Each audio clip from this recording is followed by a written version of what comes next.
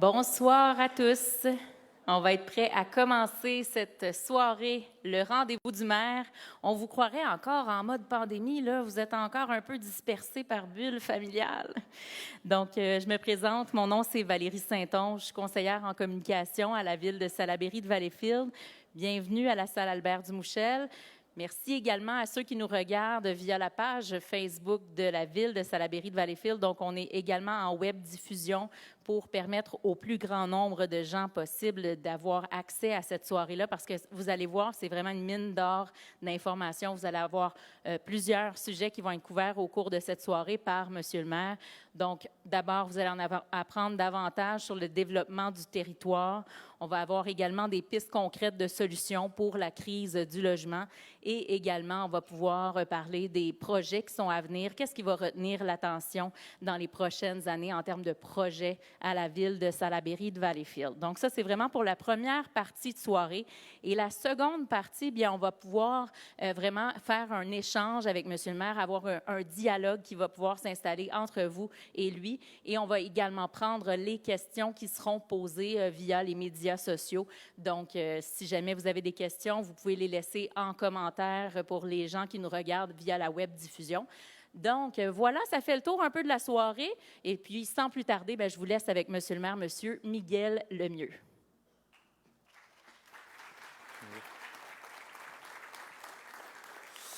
Bonjour tout le monde, merci d'être là. Merci Valérie.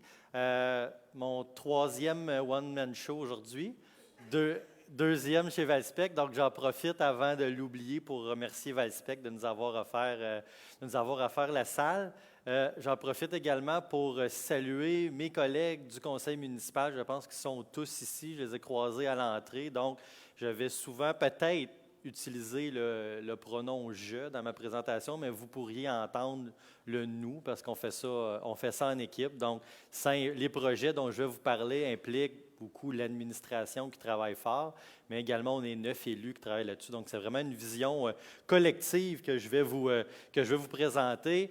Le but est vraiment de faire en sorte, du mieux que je peux, que vous puissiez vraiment comprendre ce qu'on a en tête quand on prend nos décisions. Parce qu'il y a plein de données que, à moins d'être carrément dans le bain municipal, comme nous on l'est, on ne peut pas le savoir. Donc, si on est un citoyen lambda qui travaille ni pour une ville, qui est ni conseiller, ni maire, il y a des choses là que c'est pas évident pour nous de savoir. C'est mon but d'essayer de vous le transmettre le plus possible pour que vous compreniez pourquoi on prend telle ou telle décision et que, dans le meilleur des cas, vous puissiez le relayer. Parce que souvent, je vois plein de commentaires. Moi, je sais pourquoi ça n'a pas d'allure, mais je comprends la personne de l'avoir écrit.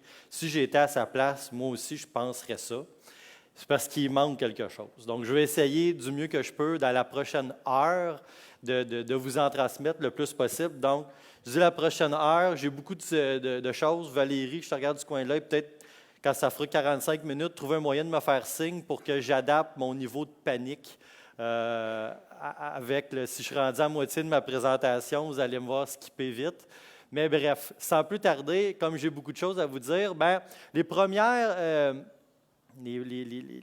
informations, ceux qui sont habitués de la rencontre, vous allez les reconnaître. Je vais passer beaucoup plus vite que d'habitude, mais je considère encore qu'on ne peut pas comprendre la situation d'une ville et de notre ville sans commencer par ces données-là.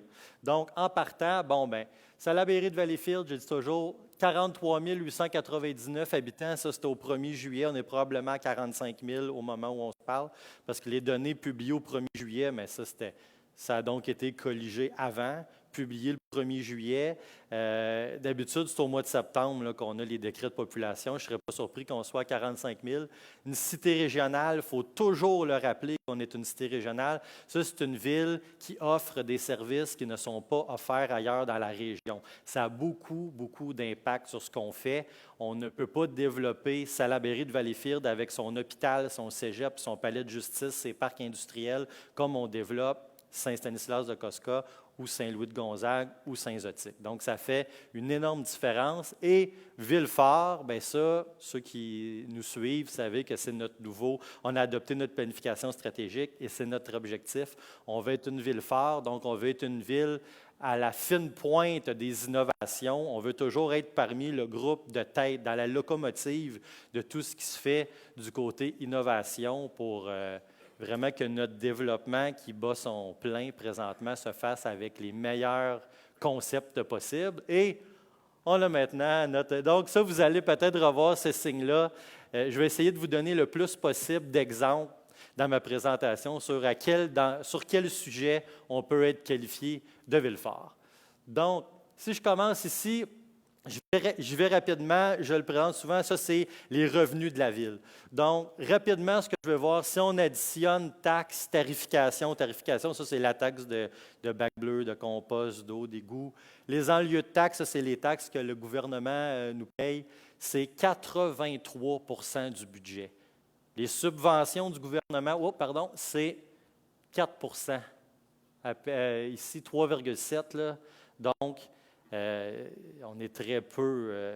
Disons que ce n'est pas le gouvernement qui fait en sorte qu'on peut boucler notre budget, mais ce n'est pas notre choix, c'est comme ça. La loi sur les cités des villes est faite comme ça. Les revenus qu'une ville comme nous peut retirer, c'est à peu près à 83 % des taxes. Souvent, j'ai des commentaires, on le sait bien, vous faites ça pour aller chercher plus de taxes.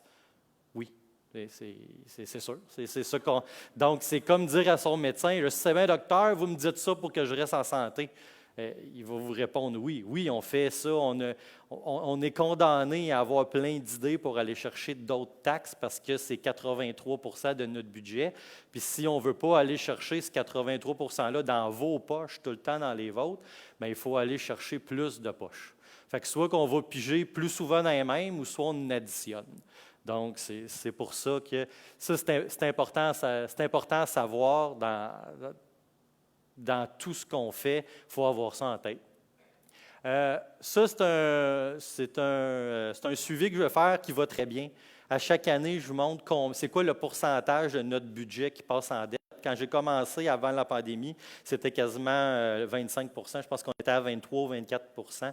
Donc, ça veut dire que sur chaque dollar de taxe que vous payiez, il y avait un 25 cents qui s'en allait juste pour payer de la dette puis de l'intérêt de dette. En à peine 4 ans, on est rendu à 18 %. Donc, ça s'en va vraiment en baissant. C'est le fun. Donc, ça veut dire qu'on sauve à peu près 6 cents de plus pour chaque dollar que vous donnez, qui, au lieu juste de payer de la dette, peut payer de l'asphalte, de réfection de trottoir, des parcs, du déneigement, tout ça. Ça, on s'en va vraiment du bon côté, sauf que faut pas oublier ceux qui étaient là l'année dernière. Avant. Non, ça c'est important. Donc, je vous ai dit que notre budget, c'était 83 % des taxes. Est-ce qu'on paye beaucoup de taxes à Valleyfield? J'aime ça, puis je vais le refaire à chaque année. Donc, si on se compare avec les autres, charge fiscale moyenne des logements, bref, en moyenne, un logement à Salaberry de Valleyfield, ça paye combien de taxes? C'est la seule façon de pouvoir comparer des pommes avec des pommes, donc un bungalow, un 6 logements. Bon, si on fait la moyenne de tout ça, là, chaque logement à Valleyfield paye 2028. Ça vous permet de savoir si vous êtes en haut ou en bas de la moyenne. Si on prend l'ensemble des villes du Québec, vous le voyez, 2184, il y a 2110 villes environ, là, dont des villes de 100, 200 habitants. Même si on les prend toutes, on est encore en bas. Ce qu'il faut remarquer aussi, c'est que nous, ça s'en va en baissant et que tout le reste, ça s'en va en montant. Donc, c'est un signe que ça va bien chez nous. L'année dernière, c'était 2036. Ça a descendu à 2028. L'ensemble des villes du Québec, pour tous les autres exemples, c'était plus bas l'année dernière et ça monte, alors que nous, ça descend. Donc, 2184 pour les autres villes, 2275 pour les villes de la même classe de population. Donc, on est supposé d'offrir en gros le même niveau de service.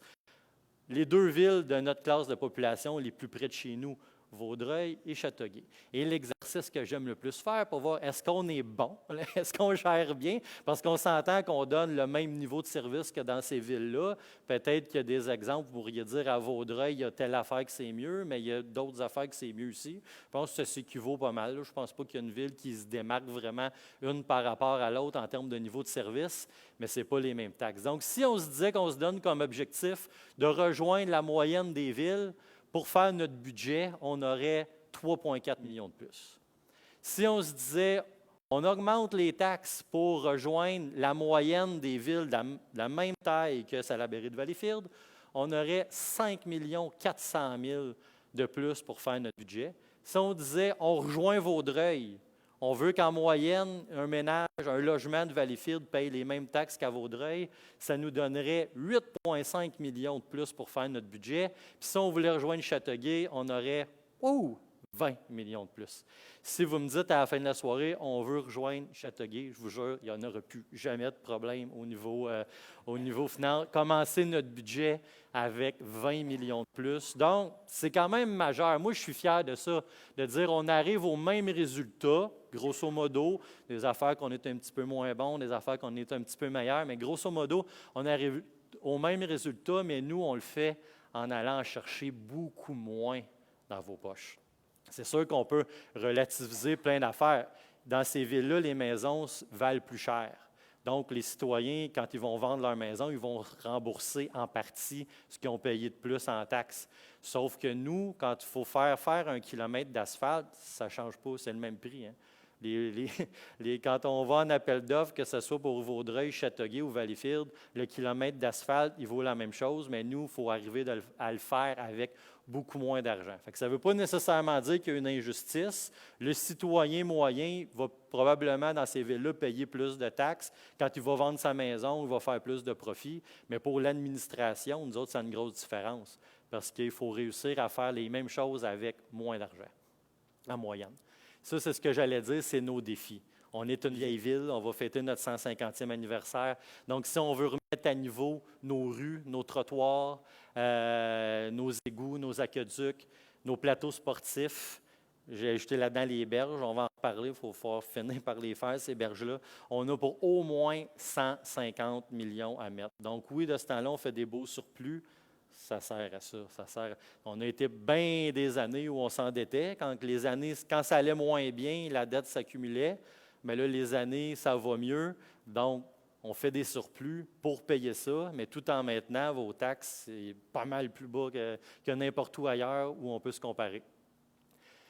Parmi les défis qu'on a, je vais parler du vieillissement de nos infrastructures, mais il y a celui-là. La crise du logement, ça touche tout le monde au Québec. Ce n'est pas une crise ambivalentienne, mais on la vit. On la prend en pleine figure, nous autres aussi. Donc, qu'est-ce qui explique ça? Bien, il y a un chiffre, je l'ai fait mettre en gros. C'est notre point de départ.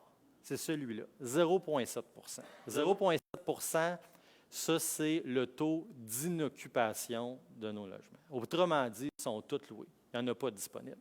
C'est d'autres commentaires que j'ai des fois, d'autres condos qui vont être vides. Il n'y a rien de vide. 0,7, ça, c'est autrement dit, c'est le lendemain, il s'en libère un, aussitôt qu'il s'en loue un, il s'en libère un et vice-versa. Tu es pratiquement à rien. Et c'est ça qui débalance. À Salaberry de Valleyfield, comme partout ailleurs, c'est le marché qui dicte le prix des logements et des maisons. Ça va ensemble. Et là, il y a un débalancement entre l'offre et la demande. Présentement, il y a trop de gens qui recherchent des maisons et des logements pour le nombre de logements et de maisons disponibles. Qu'est-ce qui arrive quand il y a plein de gens qui veulent quelque chose et peu de gens qui en ont à louer ou à vendre? Les prix augmentent. Il y a plusieurs facteurs, mais c'est le principal facteur. Il y a plein de raisons qui expliquent ça. Entre autres, bien, il y a l'immigration. On en parle beaucoup de ce temps-là, que ce soit 35 000 ou 80 000 par année que le prochain gouvernement va décider. Il faut que ces gens-là se logent. C'est sûr que tu as à peu près 20, 30, 40 000 logements qui servent juste à accueillir les nouveaux arrivants. Il y a les jeunes adultes qui quittent la maison de leurs parents. Il y a également les séparations. Mais avant, le même ménage, c'était une maison. Quand il y a une séparation, c'est un ménage, deux maisons. Ce qui fait qu'il y a une grosse pression pour se loger et il en manque. Il manque partout au Québec et à Valleyfield, beaucoup. Il manque de logements. Donc, ça fait en sorte que les prix augmentent. Donc, la la solution la plus simple, c'est d'ajouter des logements. Et ça, je vais aussi faire une autre précision. Peu importe le prix des logements qui sont ajoutés, ce n'est pas ça qui est important. Parce que il faut compter le nombre, ce qui est important, c'est de compter le nombre de logements ou de maisons disponibles pour le nombre de personnes qui en veulent. Donc, c'est sûr que là, présentement, en 2022, du neuf, là, ça n'existera plus, là, des 4,5 en bas de 1000 pièces ou c'est impossible. Quelqu'un qui voudrait faire du neuf à ce prix-là perdrait de l'argent. Donc, il n'y a pas un promoteur qui va construire des blocs pour perdre de l'argent. Il y a un bémol à ce que je dis là, il existe 2 raccourcis. Je vais m'étendre dessus, mais en gros, là, du logement neuf à moins que 1000 pièces du logement, c'est juste économiquement impossible si ce n'est pas subventionné. Mais ce n'est pas grave. J'étais au salon de l'habitation la semaine dernière, qui avait été organisé par la mairesse de Longueuil et le maire de Laval, et on en parlait beaucoup, puis plusieurs études le démontraient. L'ajout de logement, peu importe le prix, ça aide à freiner la hausse des coûts parce que les gens qui vont louer ou acheter ce qui coûte cher, ils vont libérer une place. Donc, si quelqu'un quitte son logement à 1000 pour aller dans le logement à 1500, bien, il libère un logement à 1000. C'est ça qu'il faut voir. Donc, quand on annonce 400 nouvelles unités construites, ce n'est pas grave si c'est à 1500 et que vous n'avez pas les moyens de payer un loyer 1500 parce qu'ils vont être loués. Donc, ces 400 unités-là vont faire en sorte de libérer 400 logements moins chers. C'est comme ça qu'il faut le voir. Donc, c'est sûr que si on est à revenu modeste, ce n'est pas le neuf là, qu'il faut regarder. Le neuf va servir à ce que les gens quittent un logement moins cher et aillent là ou vendent leur maison, parce que ça aussi, ça a un impact. Quand les maisons sont trop chères, bien, il y a des personnes qui renoncent à cette option-là de s'acheter une maison, et donc, comme il faut qu'ils vivent quelque part, ils s'en vont vers le marché locatif. Donc, ça fait encore plus de personnes qui se battent pour les mêmes logements. Donc, les propriétaires de logements, qu'est-ce qu'ils font? Ils peuvent encore plus augmenter le prix. Donc, quand les gens quittent leur maison pour aller en condo à 1500 ou quand les gens quittent leur condo à 1100 pour aller en condo à 1500, ça libère d'autres unités moins chères et ça a un impact, ça contribue à freiner, en tout cas ralentir la hausse des prix. Fait que c'est vraiment comme ça. La solution la plus efficace, c'est d'en ajouter parce qu'il en manque carrément. Il y a une autre option, avant d'aller vers les 2 raccourcis que je vous ai parlé, il y a une autre option où là, vraiment, on peut parler de Villefort. Vous avez vu, on a mis le petit sigle, le projet phare. C'est le règlement sur la salubrité. Ça, j'en suis particulièrement fier parce que c'est une promesse électorale que j'avais faite en 2017. Dans mon ancienne vie, je travaillais pour un député, la directrice du comité logement était venue me rencontrer pour m'expliquer le problème. Il y a des logements où, écoutez, c'est triste, là, il y avait moisissures, champignons, l'eau qui coule, puis il n'y avait pas de code pour appliquer ça à la ville. Donc, il y avait juste les pompiers qu'il fallait. S'il n'y avait pas de risque d'incendie, on ne pouvait rien faire. La seule option, c'était faire une plainte à la régie du logement. Puis dans 2 ans, la régie va entendre ta cause. Mais pendant 2 ans, veux-tu que ton enfant reste payé de la moisissure? Donc, ce qu'ils faisaient, ces ménages-là, c'est qu'ils quittaient leur logement. Ils disaient à leur propriétaire, je sac mon camp, mais le 1er juillet, se retrouvaient avec pas de logement. Fait que, ceux qui se retrouvent, des fois, on lit ça, tant de ménages se retrouvent à la rue parce qu'ils ont dit à leur propriétaire, je quitte, mais ils n'ont pas réussi à s'en trouver un autre. Depuis qu'on a mis en place le règlement sur la salubrité, donc on a une inspectrice qui qui fait la visite de ces logements-là. D'ailleurs, ceux-là sont démolis, il n'y avait pas mal rien d'autre à faire que ça.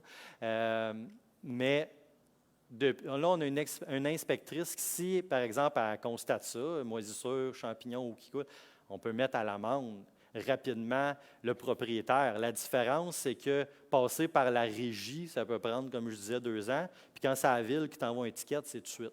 Tu payes dans les 30 jours. Ça a tout changé. Ça a tout changé. La même directrice du comité logement me disait récemment, depuis que vous avez mis ça, il n'y a plus à Salaberry de Valleyfield aucun abandon de logement. Ça n'existe plus sur notre territoire. Ça, je veux dire, je suis vraiment fier d'avoir fait ça. Il y a très peu de villes, mais merci, parce qu'il y a très peu de villes qui ont ça, puis là, on voit une réelle différence. Les vrais propriétaires récalcitrants là, qui étaient prêts à rendre leurs locataires malades. Maintenant, on a du torque pour eux autres. On peut les mettre à l'amende tout de suite, puis ils se conforment. Donc, ces taudis-là, là, ils ne peuvent plus les laisser ils ne peuvent plus justement se permettre de louer des taudis parce que maintenant, on a du torque. Donc, ça a réglé une partie du problème du 1er juillet. Là, ces familles-là ne se retrouvent plus à la rue. Les deux raccourcis qu'on a, c'est à part d'ajouter des logements en espérant que ça en libère d'autres puis que ça freine la hausse des prix, il y a le logement social et le logement abordable. Le logement social, c'est quoi ça? Ça, c'est normé. Ça veut dire qu'une personne ne doit pas consacrer plus de 25 de son revenu au logement. Donc, c'est géré ici par l'OMH, l'Office municipal d'habitation. C'est ce qu'on appelle communément des HLM. Donc, la personne se met sur une liste d'attente. Quand c'est à son tour, son loyer est établi en fonction de ses revenus, puis c'est pas plus que 25 de ses revenus. Ça, évidemment, c'est impossible d'en construire sans subvention, je l'ai dit, sinon il n'y a rien de rentable là-dedans. Et on a toujours été, encore là, une locomotive à Salaberry de Valleyfield. On participait à tout. On participe toujours à tous les programmes. D'ailleurs, le dernier qu'on a fait, c'est en arrière des Dominicaines, 42 logements. On était bien partis. On avait déjà, on a toujours, vous allez comprendre pourquoi j'hésite entre le passé et le présent, réservé 2 terrains. Donc, le premier ici, je vais essayer de décrire pour ceux qui nous regardent en Facebook, qui ne verront pas mon pointeur. Donc, celui à votre gauche, ça, c'est la pointe, là où il y a anciennement le Château Bellevue, qui est maintenant le Signature. Juste en bas, vous voyez l'ancien Dom Massel là, qui a été démoli. Donc, le terrain sur la pointe, ça fait très longtemps que c'est réservé pour du logement social. On pourrait répliquer le projet des Dominicaines ici, mettre 42 logements. Et l'autre ici, sur l'image de droite, donc sur la rue Saint-Philippe, c'est juste c'est le bâtiment, le club des bons copains. Donc, on a deux clubs d'aînés, les aînés Maisonneuve qui sont à la Marina et les bons copains. On va les relocaliser dans l'ancienne caisse Saint-Eugène parce que il y a des travaux au bureau de la gestion du territoire. Présentement, c'est le service récréatif qui est dans la caisse. On les ramène à la gestion du territoire, ce qui nous libère un bâtiment. On va mettre nos aînés, nos clubs d'aînés dans ce bâtiment-là et ça nous libère le terrain ici. Puis on a décidé qu'on l'offrirait lui aussi pour du logement social. On pourrait probablement en mettre un autre 20 là. Fait qu'à deux, là, on a un bon 60 logements sociaux qu'on pourrait faire. En plus, donc nous, à Salaberry de Valleyfield, ce qu'on fait, puis que bien des villes ne font pas, on donne les terrains, on donne des crédits de taxes, même des fois, on donne des subventions. Le projet de l'AP10, là, on a même payé je ne sais plus combien en subventions. Donc, non, on a un fonds pour du logement social. On est rendu à 500 000 dans notre fonds pour le logement social. On fait tout ce qu'on peut, mais il faut que le gouvernement ait des programmes pour les subventionner, pour payer la différence. Avant, ça fonctionnait. Et là, il y a une refonte de ces programmes-là dans la dernière année qui fait en sorte qu'on ne peut plus financer des projets comme ça. Donc, il y a une espèce de changement de philosophie, de dire à la place, on veut subventionner les personnes plutôt que subventionner le béton. Ça a des avantages comme des inconvénients, mais pour nous autres, c'est vraiment une catastrophe parce qu'on avait ces 2 terrains-là. On les a toujours, là, on ne les a pas revendus, on les garde. Au moins 60 logements sociaux, il faut que le programme change. Puis là, il y a des élections. J'ai déjà rencontré 2 candidates, la candidate du Parti conservateur, la candidate du Parti québécois. J'ai le candidat de la CAQ qui vient me voir la semaine prochaine. Je suis ouvert à rencontrer tout le monde. C'est sûr que ça va être dans nos revendications. On veut revenir au programme d'avant, ou au moins avec un nouveau programme qui nous permet de faire ce qu'on faisait avant. Parce que sur l'ancien programme, on pouvait construire. On donne le terrain à l'OMH, l'OMH construit, ensuite on lui donne un congé de taxes, tout ça. Tout ce qu'on a de besoin, nous, c'est de revenir à ce que l'ancien programme nous permettait de faire, puis on aurait déjà au moins 60 logements là. Puis ça, c'est le début. Vous voyez comment ce qu'on est, ce n'est pas par manque de volonté, là, on le fait, puis on réserve des terrains. On n'a même pas besoin de rien, de racheter des terrains à d'autres. On les a, on les donne, on veut que ce soit du logement social. L'autre type de raccourci, c'est le logement abordable. Et là, ça, on a ici, c'est le projet Bunton, où on a annoncé beaucoup de logements abordables. Ça, c'est plus compliqué. Parce que c'est quoi ça du logement abordable? Et là, avoir une définition de ça, c'est extraordinairement compliqué. Il y a autant de définitions qu'il y a de projets. Donc, chaque projet de logement abordable a sa définition. On en parle beaucoup à Montréal. Ils font souvent des annonces. Souvent, ce qu'ils prennent comme définition, c'est un logement 10 moins cher que le marché. Si le marché est à 2 200 $, 10 moins cher, c'est à peu près à 2 000 $, puis c'est considéré abordable. On a vu ça dans les médias. À Montréal, des logements sur le plateau ou à Rosemont à 1 800 $ considérés abordables. Bon, je vous dis, dans ce cas-là, moi, je peux vous annoncer qu'il y a 100 des logements qui se construisent à Valleyfield, c'est du logement abordable. Il n'y a rien qui serait à 1 800. Encore là, on a vu, il y a 2 semaines, la Ville de Montréal, sur le terrain de l'hippodrome, ça sera que du logement abordable, 100 de logement abordable. Mais si c'était 1 800 $, ça nous fait une belle jambe, ça. Alors, nous autres, ce qu'on a fait, quand on avait l'avantage d'avoir le terrain et on parlait avec une entreprise, et ce qu'on a fait, on a inventé notre propre définition du logement abordable. Donc, nous, on a dit que ça ne doit pas dépasser.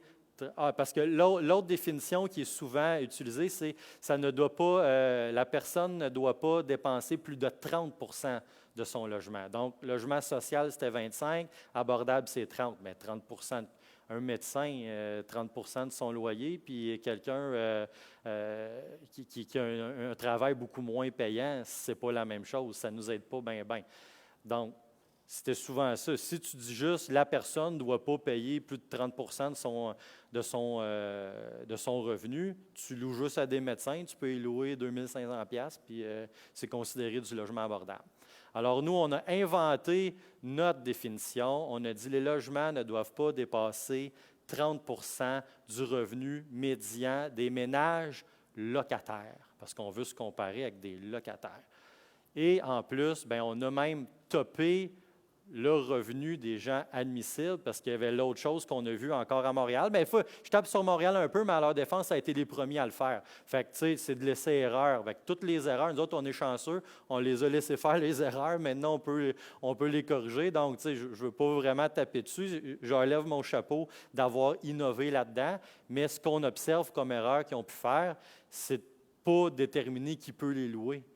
Donc, ce qui arrivait souvent, même quand les loyers étaient loués, bien, je ferai toujours mon exemple du médecin ou l'homme ou la femme d'affaires fortunée, ils les louaient, puis ils les utilisaient pour, mettons, leurs enfants qui allaient au cégep. Fait que là, on subventionnait du monde qui était probablement millionnaire. Donc, nous, on a topé le revenu des personnes admissibles à ces logements-là et on a inventé la limite de logement, donc 30 du revenu médian des ménages locataires de notre région. Ces statistiques-là sont fournies par Statistique Canada. Donc, ne cherchez pas une autre ville qui fait ça, ça n'existe pas. On est les seuls sur la planète Terre, dans la Voie lactée. On l'a inventé. Donc, c'est pour ça que ça mérite un autre projet fort. Donc, ici, on a la tour là, dont on a beaucoup parlé. Là-dedans, on devrait approuver les plans finaux mardi prochain, donc début de construction si tout va bien cet automne. L'autre, il est commencé. Si vous allez être promené dans le bout du marché, les fondations sont déjà coulées. Donc, on a à peu près un 60 logements abordables ici. On a à peu près un 10 là, donc 70 logements abordables en deux bâtisses à peu près. Ça, c'est juste la phase 1 de Bonneton. La phase 2, on devrait en avoir au moins autant. Donc, on parle de peut-être 150 logements abordables juste sur un tout petit secteur de rien du tout. Et on va arriver aussi avec notre politique de logement abordable pour qu'on ait un peu partout avec notre définition inventée. Mais dites-vous ça, quand vous allez lire des projets de telle ville, faites « Ouais, mais c'est quoi du logement abordable? » C'est souvent des logements à 1 800 $. Selon notre définition, ça ne sert absolument à rien. Là-dedans, là, il va y avoir les logements, les 60 quelques logements abordables, les 4,5, il n'y aura rien en haut de 1 000 $ là-dedans. Donc, c'est sûr que le promoteur va perdre de l'argent sur ces logements-là. Mais comme on lui a permis de faire 10 étages, il va se reprendre ses autres. Je vais vous expliquer plus tard aussi pourquoi il peut faire 10 étages-là, puis qu'on ne peut pas le faire partout ailleurs. Donc, c'est sûr que sur ces 60-là, il va manger de l'argent, mais il va se repayer ses autres. Il y a 8 autres étages là, pour se reprendre. Donc, il n'y a pas de 4,5. Là-dedans, on a des maisons de ville, des 3,5. puis des 4,5, aucun 4,5 en haut de 1000 pièces, aucun 3,5 en haut de 900. C'est vraiment très bien réglementé. On va voir à l'usage s'il y a une faille qu'on n'avait pas pensée, mais on s'ajustera en conséquence. Donc, ça, c'est pour les deux raccourcis, mais à coût de logements abordables puis à coût de logements sociaux, on n'y arrivera pas à combler le manque de logements. Donc, qu'est-ce qu'on fait pour le reste? Bien, on fait de la densification. Il y a deux sortes de densification. Il y en a plus que ça, mais si on veut résumer le plus possible, il y a deux sortes. La première, c'est de la densification douce, c'est-à-dire d'essayer de rajouter des unités de logement sur des unités qui existaient déjà. Donc, où on a innové encore à Salaberry de Valleyfield, les maisons bigénérationnelles, nous, on a rendu ça le plus simple possible. Il n'y a aucune différence dans les règlements entre une bigénérationnelle et un bachelor depuis 2018 que c'est comme ça. Donc, autrement dit, vous avez une maison, vous avez un bachelor à côté. Si c'est notre ligne, c'est grands-parents, parents, petits-enfants, là. Donc, si c'est en ligne comme ça, on vous rembourse. Si votre locataire, c'est votre mère, votre grand-mère, on vous rembourse votre deuxième taxe de service. Comment que ça fonctionne, un bachelor? Ceux qui en ont, vous le saurez, là, bon, on paye, comme on a un locataire, bon, on paye 2 taxes de service, 2 taxes de recyclage, 2 taxes d'égout. Mais si votre locataire dans votre bachelor, c'est un membre de votre famille en ligne comme ça, on vous la rembourse, cette taxe-là. Donc, c'est la façon la plus simple au monde de faire des bigénérationnels. Ce qu'on va ajouter également, puis ça, c'est une petite primeur, parce qu'on va lancer ça mardi prochain encore, c'est de permettre ce qu'on appelle les UHA, les unités d'habitation accessoires. Donc, bien, bigénérationnel, c'est une sorte, mais on va aller plus loin. Donc, regardons ce qu'on va permettre. Donc, on a ici un exemple, un logement aménagé dans un ancien garage. Il ne sert plus, on en fait un logement. Ça peut être une bigénérationnelle. On a aussi un logement adjacent. On en rajoute un, on agrandit un peu la maison. Et la grosse nouveauté qui sera permise à compter de cette année, c'est carrément d'ajouter un nouveau pavillon dans la cour arrière. Et ça va, entre autres, peut-être régler un problème générationnel, c'est-à-dire que la génération qui arrive sur le marché du travail, ils n'ont plus d'argent. Quand tu commences dans la vie, c'est ta première job, tu ne peux plus t'acheter une maison à 400-500 000 en commençant. Puis ce qui arrive, c'est que les parents de ces gens-là, plusieurs possèdent encore leur maison, puis c'est correct, mais c'est des maisons à 3-4 chambres, il n'y a plus d'enfants. Puis ceux qui ont des enfants, eux autres, ils s'en cherchent une maison à 3-4 chambres, puis il n'y en a plus de disponibles. Ou celles qui sont disponibles, ils valent 500 000. Qu'est-ce qu'on fait pour régler ce problème-là? Bien, on permet de faire ça. Donc, il y en a plusieurs qui vont, c'est pas pour tout le monde, mais il y en a plusieurs. Donc, une stratégie, bien, t'envoies les grands-parents dans le cours. Non, mais c'est vraiment de permettre que, ça peut être évidemment une autre famille, tu peux louer à n'importe qui en arrière, mais ça va être souvent dans la même famille qu'on va le faire. Donc, les grands-parents qui ne veulent pas nécessairement aller vivre en résidence ni en condo, mais qui veulent aussi rester près de leurs enfants et de leurs petits-enfants, qui sont tannés d'entretenir la grande maison, qui n'ont pas besoin de 4 chambres, ils s'en vont dans une plus petite maison dans la cour, laissent leur maison à leurs enfants, à leurs petits-enfants. Tout le monde est dans la même cour. Papy et mamie sont en arrière pour garder. Tout le monde vit ensemble. Ça permet à cette génération-là de jeunes adultes d'accéder à la propriété sans se ruiner. Ça, il n'y a pas beaucoup de villes qui font ça. On va être dans les premières. C'est une autre innovation. Je suis très, très heureux. On a estimé qu'il y a environ 4 500 terrains sur le territoire qui pourraient se prêter à ça. Donc, je ne sais pas si 10 le faisaient, parce que ce n'est vraiment pas pour tout le monde, on s'entend. Si 10 le faisaient, c'est 450 logements créés. Bon, c'est très bon. Encore là, ça ne règle pas notre problème. Il va encore manquer des logements. C'est à coups de milliers par année là, qu'il faudrait rajouter. Là. Donc, mais c'est quand même une option de plus qu'on veut mettre. Et comme la densification douce ne pourra pas régler 100 du problème, il va quand même falloir... bien ça ici, c'est des exemples un peu de ce que je vous disais. Donc, on a en haut à gauche vraiment un gros pavillon dans la cour. Là, ça, c'était vraiment un grand terrain.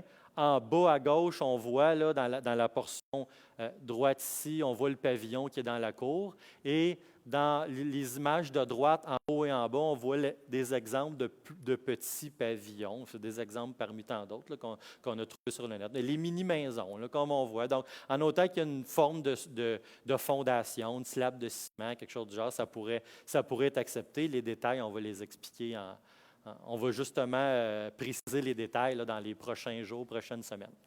Et pour faire de la densification, disons moins douce, plus visuelle, on a identifié 4 pôles. Donc, ce n'est pas la grandeur de la ville, ce n'est pas dans tous les quartiers, c'est 4 pôles dans toute la ville. Le premier, on a le secteur Moco, l'écoquartier Champlain, quartier Bonneton et le secteur de l'hôtel de ville. Les critères qu'on a pris, en gros, on essaie de densifier en les endroits où on peut tout retrouver dans un rayon de 15 minutes à vélo. Donc, les commerces, les emplois, les écoles, par exemple. Donc, quand dans un rayon de 15 minutes à vélo, on retrouve des emplois, des commerces, des écoles, on dit voilà un bon endroit pour essayer de mettre le plus de gens possible. Donc, on en a identifié 4 comme ça, qui sont tous différents. Le premier, secteur Moco, bon, ça ici, c'est le terrain qui est en face du réseau sélection. Là, vous voyez le réseau sélection ici. On est dans la cour arrière du Super C du Canadian Tire. Donc ici, on ne peut pas être plus proche des commerces que ça. On est carrément dans le cours des commerces. C'est sur le boulevard Monseigneur-Langlois pratiquement. Donc, tout se fait à pied. C'est connecté avec des pistes cyclables. Il y a même des écoles proches. Il y a Sainte-Agnès, il y aura la nouvelle école dans Grande-Île. Est-ce que ce sera l'école Serge Delière? On va voir.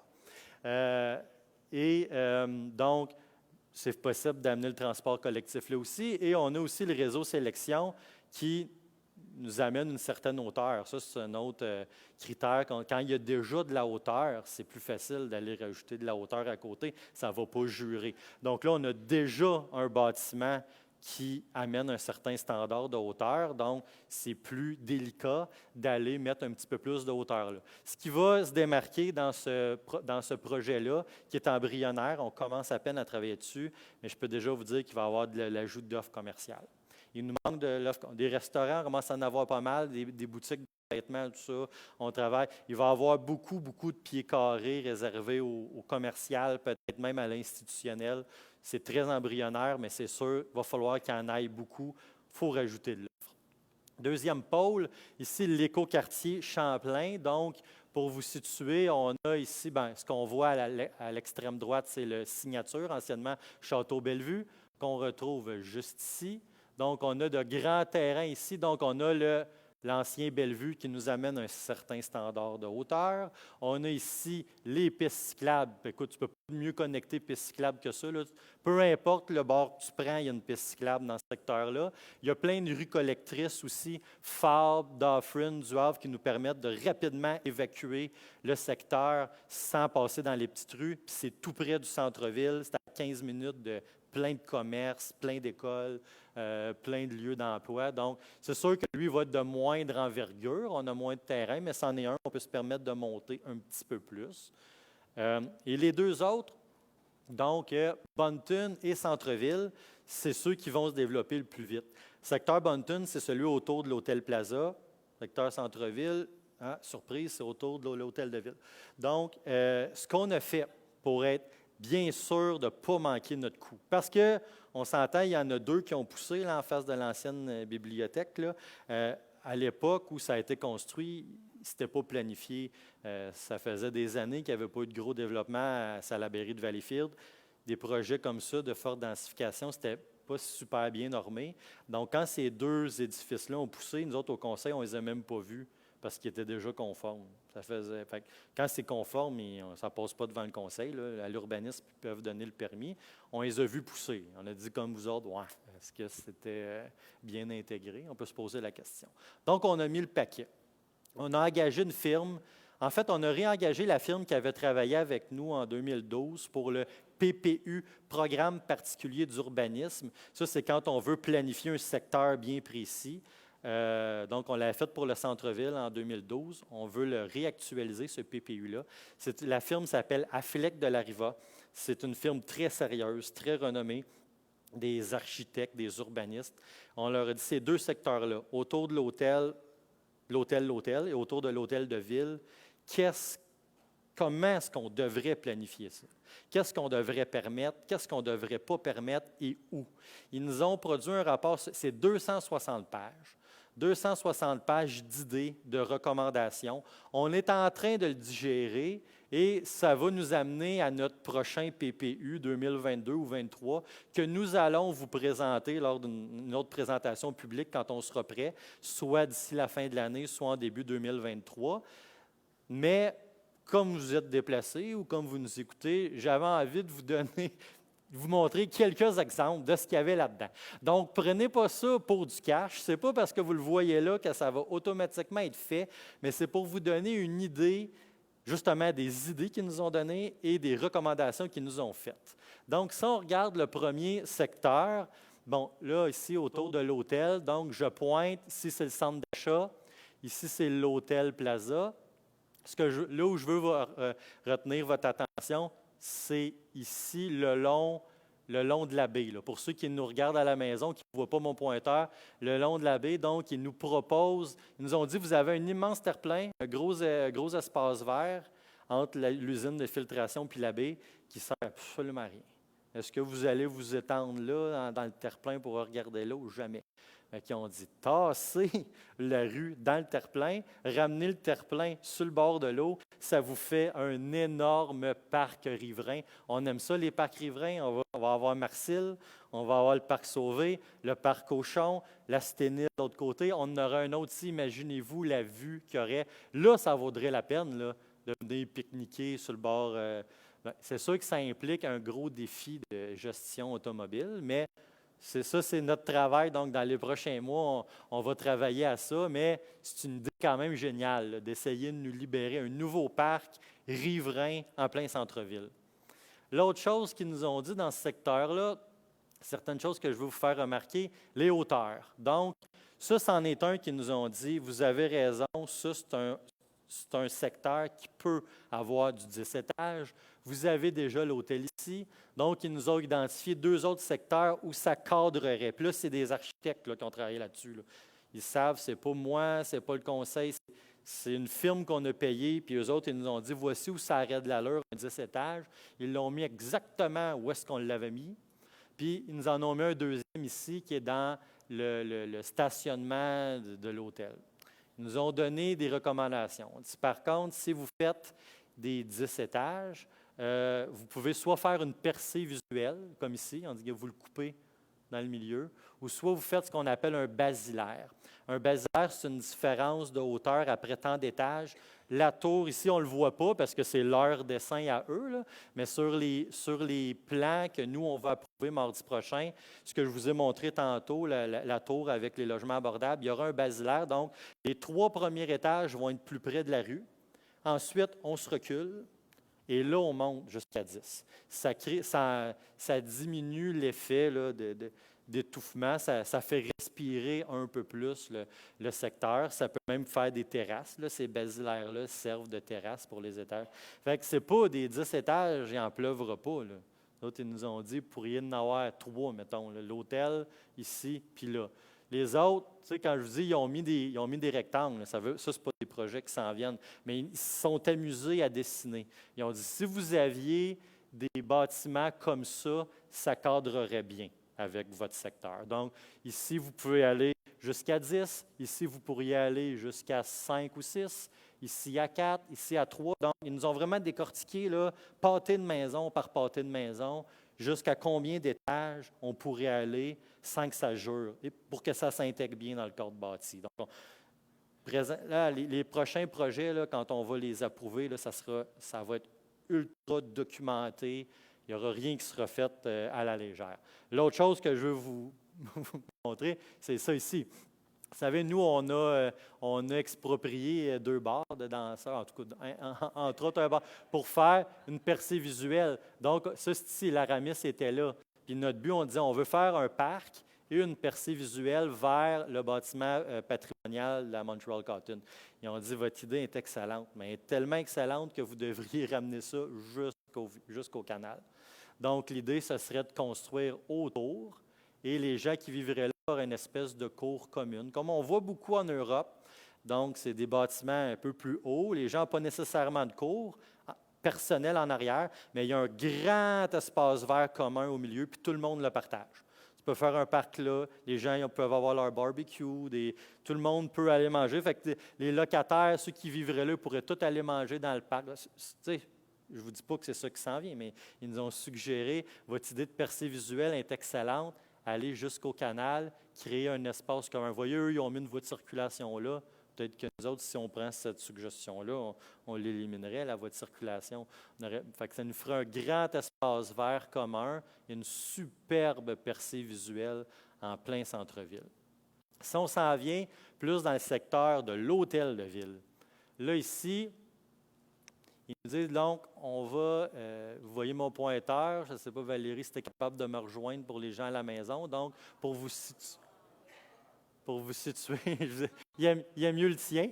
Donc, ici, on a l'hôtel de ville, ici, on a la caserne, et ici, on a, en fait, c'est l'alibi, là. Il n'y a rien présentement. Comme ils ont dit, eux se sont amusés à mettre. Et là, ce qu'ils nous ont donné comme recommandation, l'hôtel de ville doit toujours être dans ce secteur-là le bâtiment le plus haut. Donc, c'est 4 étages. Donc, posez-vous pas de questions. Dans ce secteur-là, ce qui va s'en venir, ça ne dépassera pas 4 étages. Déjà ici, juste là, ça c'est l'ancien RPB, ils ont déjà démoli. Ça va être 4 étages. Le jour où il y aura un projet dans le trou où ça a brûlé il y a quelques années, ça va être un 4 étages. Il n'y aura rien qui va dépasser l'hôtel de ville. Et aussi, également, comme c'est très dense, là, stationnement souterrain. Fait que là, ce n'est pas compliqué pour maximiser ce qui reste d'espace vert aussi au centre-ville. Les promoteurs qui voudront construire au centre-ville comme ça, tu ne dépasses pas 4 étages, tu fais un stationnement souterrain. C'est à peu près la base de ce qu'on va voir. Puis, ils se sont amusés à dessiner toutes sortes de bâtiments, en disant, si vous aviez des bâtiments de cette hauteur-là, ça aurait de l'allure dans votre cadre bâti. Et l'autre principe que moi j'amenais déjà personnellement, qui nous ont dit qu'on était dans la bonne ligne, il faut un centre-ville qui se marche. Donc, une trame commerciale. Ce que vous voyez à la base, tout ce qui est en bleu ou en mauve, ça, il faut que ça soit zoné commercial. On l'avait déjà fait. Ils nous ont dit, vous avez bien fait. Obligé d'avoir du commercial au rez-de-chaussée pour avoir une trame commerciale continue. Donc, vous voyez tout ce qui se développe là, également. Donc, on va pouvoir partir de la rue Victoria, monter Nicholson, du marché jusqu'à Champlain, en croisant toujours des commerces. Donc, ça va être agréable. On va pouvoir stationner l'auto dans un stationnement public ou venir carrément en vélo, à pied et marcher notre centre-ville, passer devant les commerces. On a un centre-ville sur le bord de l'eau. L'important, c'est d'arriver à le marcher. Donc, en ayant une trame commerciale continue, c'est ce qu'on va faire. Il y en a qui ne sont pas contents, ils ne veulent pas du commercial, mais on dit c'est non négociable. Et puis, ceux qui en cherchent là, du commercial à louer, ils en trouvent. Là. Toute la gang, les pogos, les beignes et compagnie, là, eux autres sont engagés une firme, puis ils ont tellement trouvé de commerces qui voulaient venir là qu'ils ne savaient plus où les mettre. C'est la même gang que la caserne. Au début, ils ont engagé une firme pour remplir la caserne, puis il y avait tellement de firmes qui ont acheté une deuxième bâtisse, ils ont acheté la maison Besner, fait qu'ils ont rempli les 2 bâtisses de commerce. Fait que quand tu en cherches, tu en trouves, ça se remplit en commercial. Un centre-ville comme Valleyfield, il n'y a aucune raison que ce secteur-là ne se remplisse pas en commercial au rez-de-chaussée. Et un autre exemple qu'on avait comme idée, qui ont confirmé, c'est de créer une espèce de placette entre l'hôtel de ville et la caserne. Donc ici, on pourrait fermer la rue. Elle est déjà dangereuse, ce bout-là, il est déjà dangereux. Donc ici, on pourrait faire une belle place publique, puis les gens pourraient aller dîner là, par exemple, le midi. Il y en a du monde qui travaille dans ce coin-là, là, ne serait-ce que l'hôtel de ville. C'est plein de restaurants. Les gens pourraient soit amener leur lunch, aller chercher quelque chose, aller manger dehors. On veut ça. Comme au Parc Salaberry. On veut surtout que l'été, les gens aillent manger dehors pour que le centre-ville soit animé. Donc, c'est là-dessus qu'on s'en va. Donc, je veux vous dire, dans notre densification, on ne s'en va pas à l'aveuglette. On s'en va avec un plan précis, avec un gros rapport de 260 pages. Donc, quand on décide, là, ça va être 4 étages, là, ça va être 10, là, ça va être 6, ce n'est pas parce qu'on a flippé un 25 cents, c'est parce qu'on s'est fié sur des recommandations sérieuses et précises. Donc, c'est ce que je voulais vous résumer. Et puis, là, ici, une autre nouveauté, le transport collectif. Évidemment, si on amène plus de gens, on ne veut pas que tous ces gens-là aient une voiture, on ne veut pas être congestionné. On commence avec ça. Content aussi, projet fort, transport collectif complètement gratuit, c'est très rare. On a trop de doigts dans une main pour compter les villes qui font ça. On commence, là, OK? Et là, notre but, en fait, c'est pas de temps gratuit, j'ai lu ça, là, il y a une carte qui coûte 8 piastres, à vie d'ailleurs, là, à vie, là, 8 piastres à vie. Elle n'est pas obligatoire, mais ça nous aide à avoir des données. Parce que quand vous allez chercher votre carte qui coûte 8 à vie, vous la scannez dans l'autobus et ça nous donne des données. Fait qu'on sait, à cet arrêt-là, il y a telle personne. Ça va nous aider à planifier. Là. Est-ce qu'il faut enlever des arrêts? Est-ce qu'il faut en ajouter? Est-ce qu'il faut aller plus loin dans ce secteur-là? Abandonner un autre secteur, il n'y a jamais personne. C'est notre premier trajet, celui-là. Donc, on a besoin de votre aide, l'aide des utilisateurs. Dites-nous ce qui manque. S'il faut en mettre 2 trajets, on en mettra 2. S'il faut en mettre 3, on en mettra 3. L'important, c'est qu'ils soient pleins, les autobus. On ne veut pas promener des autobus vides. Si les autobus sont pleins, on va en mettre. Inquiétez-vous pas. Donc, on part avec ça, puis ça ne fera que grandir dans les prochaines années. Puis ici, bien, je voulais juste vous montrer le développement du territoire. Là. Ce qui frappe là-dedans, on voit toute Valleyfield, là. La couleur qu'on voit, là, c'est le vert. Là. Donc, il y a grosso modo 70 de notre territoire qui est déjà protégé d'une manière ou d'une autre, que ce soit par la loi sur la protection agricole, qui sont placés en conservation, des réserves naturelles, c'est classé récréatif. Pour ceux qui voient un peu mon pointeur, on voit qu'autour de la baie, c'est très densifié, on voit beaucoup de gris, là. Mais dès qu'on s'éloigne un petit peu de la baie, là, on ne voit que du vert. Là. Donc, il est très peu développé, là, notre territoire. Là. C'est à peu près, il faut tout développer sur grosso modo 30 et même dans ce 30 %-là, on n'arrête pas de le réduire. L'année dernière, je vous avais parlé de ce secteur-là. Donc, on est dans le coin de la carrière Dolomite. Ça, c'est environ 190 terrains de football de superficie qu'on va protéger de belles forêts. Puis là, on va poursuivre cette année avec d'autres protections. Ici, le long de la bande du canal, on parle d'environ 7,5 millions de pieds carrés, donc 145 terrains de football. Je suis désolé, moi, je compte en terrain de football, ça me donne une idée claire. Je pense au turf, au cégep. Donc, ça, là, c'est zoné industriel, là, mais c'est des beaux arbres, des milieux humides. On va renoncer à faire l'industriel, puis on va le protéger. On peut le faire parce que c'est à nous. Il y a un autre secteur aussi ici. Oui, ça, c'est dans le centre-ville. Donc, l'entreprise Caliplace, on a une belle zone zonée ici industrielle. On ne veut pas une industrie sur le bord de l'eau comme ça. On va le zoner conservation. Et il y a également ici, c'est dans la baie, donc le secteur du Petit Bois-Vert. Tout ça, tout ce qui est en vert présentement, là, c'est zoné résidentiel. C'est-à-dire qu'on pourrait construire des maisons. On le sait que dans ce secteur-là, construire des maisons, pas facile. Donc, on ne prendra plus de chance. Ça, c'est tout zoné présentement, ce que vous voyez en vert pour de la construction de maisons. On va le protéger. On peut le faire facilement. C'est à nous. L'autre défi, c'est qu'est-ce qu'on... Merci. L'autre défi, c'est quand c'est pas à nous, qu'est-ce qu'on fait? Parce que là, malheureusement, il y a bien des boisés dans la ville qui appartiennent à des promoteurs. Et c'est zoné résidentiel. Donc, quand tu achètes un terrain zoné résidentiel, techniquement, tu as le droit de construire dessus. Puis là, il y a des levées de boucliers, on ne veut pas couper d'arbres, tout ça. Toutes les villes là, sont prises avec nous. Puis là, ça, c'est un bout que je veux que vous compreniez, là. Les villes, ce n'est pas parce qu'on n'aime pas les arbres. Des fois, on est mal pris. Parce que ça peut être assimilé. Si on empêche le développement sur un terrain, la personne a acheté un terrain en sachant qu'il peut construire. Si on change les règles du jeu après en disant on ne veut plus que tu construises, mais ça peut être considéré comme de l'expropriation déguisée. Tu m'as arnaqué. Tu m'as vendu un terrain en me disant que je pouvais construire des maisons dessus, puis un coût que j'ai payé, tu me dis que je n'ai plus le droit. Je veux être dédommagé. Puis là, en plus, présentement, la loi sur l'expropriation, ce que ça dit, c'est qu'il faut non seulement que tu rembourses la valeur de ces terrains, il faut que tu rembourses en plus la valeur des profits qu'ils auraient faits sur ces terrains. Fait que si, dis-moi, j'ai acheté 1 million de pieds carrés, je peux faire 400 maisons, j'aurais fait 20 millions de revenus. Si tu veux que je ne coupe pas les arbres, paye-moi.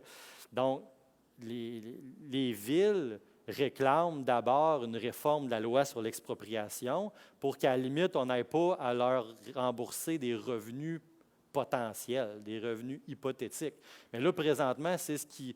L'Aramis, on riait bien, mais l'Aramis, quand on l'a exproprié, là, il fallait l'exproprier son fonds de commerce. On était chanceux, disons qu'il n'y avait pas gros de factures là-dedans. Mais c'était dur.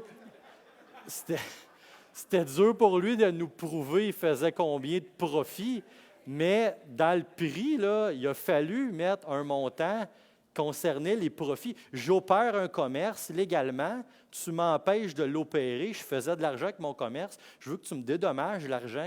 Il a fallu payer un certain montant. Comme je l'ai dit, qui n'était pas très élevé parce que c'était difficilement prouvable. Mais présentement, c'est ça la loi, là.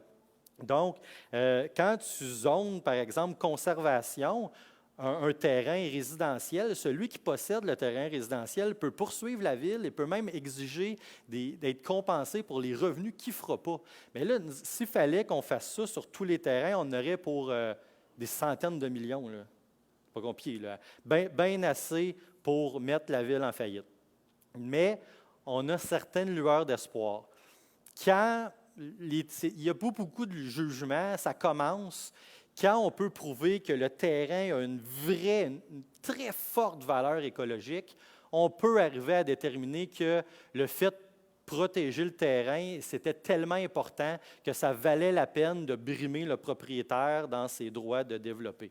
Il y a eu très peu de cas que ça a marché. Il y a eu, entre autres, à Saint-Bruno.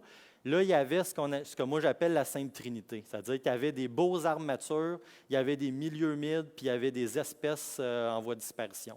Ça, quand tu as les trois sur un terrain, ça regarde plutôt bien, les juges risquent d'être plutôt favorables aux villes. Quand tu n'as pas ça, c'est pas mal moins clair. Donc là, ce qu'on a fait, nous autres, ce qu'on est en train de faire, c'est que tous ces terrains-là qui sont boisés, qui appartiennent à des promoteurs, on les fait évaluer présentement. C'est le comité ZIP qui fait ça, un organisme local, des biologistes, des spécialistes, et ils vont donner un rapport avec la valeur écologique de ces terrains-là. Plus la valeur sera élevée, plus on se sentira en confiance de les protéger, parce que si on se fait poursuivre, on pense qu'on pourrait gagner. Moins la valeur est élevée, plus c'est le promoteur qui a le gros bout du bâton. Là, il faudra voir quelle stratégie on prend. Il y a dans le fond à peu près 3 stratégies. Rien faire pantoute, protéger intégralement en se disant on va gagner, il y a une grosse valeur, ou arranger le zonage pour dire OK, tu peux construire des maisons, mais le moins de coupe d'arbres possible. On vient de le faire dans Grande-Île. Je l'ai vu passer aussi. C'est des terrains boisés, mais on a dit, on a zoné, tu ne peux pas couper d'arbres autrement que pour les fondations de ta maison puis ton entrée charretière, le driveway. Donc, pas de piscine, pas de garage, c'est coupe minimale. On voit ça un peu, Rigaud, Saint-Lazare, ils font ça. C'est une espèce d'entre-deux qu'on peut faire. Donc, si on sent qu'on ne peut pas empêcher le promoteur sans avoir à y verser des dizaines de millions en compensation, on peut peut-être faire un zonage comme ça. Oui, il y aurait des maisons de construites, mais le moins d'arbres possible de couper. Donc, je peux vous montrer rapidement quelques photos de terrains qui font l'objet de cette étude-là. Donc, dans le même secteur encore, Petit Boisvert, là, on a ici, bon, ça c'est le secteur, on est chanceux, on parle beaucoup avec les promoteurs, donc pour ne pas toucher, on a une portion boisée ici, on la fait quand même évaluer, mais on devrait être capable de ne pas y toucher. On a dans le même secteur aussi, ici dans le haut, il y a des arbres, on est à peu près dans le même secteur, on l'a fait évaluer pour connaître sa valeur écologique. On a aussi dans Grande-Île. Donc, bon, on a la carrière. Ici, ça risque d'être notre gros projet. Là-dedans, on le sait déjà qu'il y a des arbres de très bonne qualité, des chênes rouges. On sait qu'il y a des milieux humides. Si on a un combat à faire, ça risque d'être... Là, on aimerait ça le protéger, pas y toucher. Puis c'est beaucoup, là, c'est 4 millions de pieds carrés de beaux boisés. Il y a une bonne partie qui est zonée résidentielle, puis le promoteur, il veut le développer. Mais c'est là qu'on a le plus confiance de réussir à le bloquer. Je veux juste vous dire, les villes, on est pris là-dedans. Là. On est pris entre l'arbre et l'écorce. On est citoyens qui veulent nous botter le derrière parce qu'on permet de couper des arbres. Puis on a le promoteur qui veut nous envoyer une poursuite de 30 millions parce qu'on ne permet pas de construire. On est constamment pris entre les deux. Fait que c'est ça notre réalité. Puis voici comment on essaye de s'en sortir. Donc, quand on aura un portrait clair de la valeur écologique de tous ces boisés-là, on pourra décider, savoir où on a le gros bout du bâton et où on l'a moins. Rapidement, en rafale, je vous donne d'autres exemples concrets. Ça fait longtemps que je parle. D'autres exemples concrets où on est une ville phare. Donc, piétonisation. Mon premier rendez-vous avec le maire, à peu près de 3/4 de la période de questions, c'est-à-dire, c'est quoi ça, ces avancées de trottoirs-là? Vous allez tout casser ça l'hiver. Là, c'est rendu qu'ils viennent faire des reportages chez nous pour montrer la marque à suivre. Les villes, vous devriez faire comme Salaberry de Valleyfield. Et depuis cette rencontre du maire-là, j'ai fait le décompte de combien ça nous a coûté réparer les bordures de béton cassées par les déneigeurs. Ça a coûté 0 $. On n'a pas cassé une. Ici, la loi sur les pesticides, on a parlé de nous dans la presse 98.5 parce qu'on est une des seules villes qui a une loi puis qui a fait appliquer deux affaires. Chez nous, on l'a fait appliquer. On a la pépinière municipale, Radio-Canada est venue faire un reportage chez nous. Donc, on est une des seules, voire la seule ville qui a sa propre pépinière pour avoir des plantes indigènes, les fournir également aux pépinières locales. On a ça ici, là, c'est un futur projet. Donc, on va devenir le pôle de valorisation des matières. Donc, on va concentrer dans un seul territoire. Là, Valérie, je vais avoir besoin de ton aide parce que je vais pointer. Donc, ici, on a l'usine d'épuration, une des meilleures au Québec d'ailleurs. Ici, juste à côté, ici, il y a PyroWave qui récupère nos plastiques numéro 6 et nos styrofoams. On aurait ici une plateforme de compostage. Donc, pour composter nous-mêmes notre bac brun, on va faire baisser le coût de traitement. Là, on envoie ça à la chute. Là. Ça en fait des gaz à effet de serre. On va composter ça dans notre cour. Ça va faire baisser les prix, ça va faire baisser les gaz à effet de serre. Inquiétez-vous pas pour l'odeur, c'est un dépotoir, ça, avant. Fait que si ça ne sentait pas pour un dépotoir, ça ne sentirait pas pour la plateforme de compostage. De toute façon, le nombre d'études qu'on doit faire pour le prouver. Puis, je vous confirme que l'usine d'épuration sent à peu près 4 fois plus fort qu'une plateforme de compostage. Donc, si vous ne sentez pas l'usine, vous ne sentirez pas la plateforme. Et dans le secteur ici, on a un groupe privé qui nous a déposé, on a une offre d'achat acceptée, ils sont en train de faire leurs études. Pour une usine de biométhanisation, pour biométhaniser toutes les matières organiques qui ne vont pas dans le bac brun. Donc, les restaurants, certaines affaires, les graisses de cuisson, toutes sortes d'affaires comme ça, là, les résidus agricoles qu'on ne prend pas dans le bac brun. Donc, on serait à Salaberry de Valleyfield, probablement le plus gros pôle de valorisation des matières. On ferait ça dans notre cour. C'est bon pour la planète, c'est aussi bon pour notre portefeuille. Quand ça se fait chez nous, ça coûte moins cher parce que dans les contrats qu'on a de nos bacs, ce qui coûte le plus cher, ce n'est pas le traitement, c'est le transport. C'est d'aller jeter nos vidanges à Terrebonne puis faire notre compost à la chute.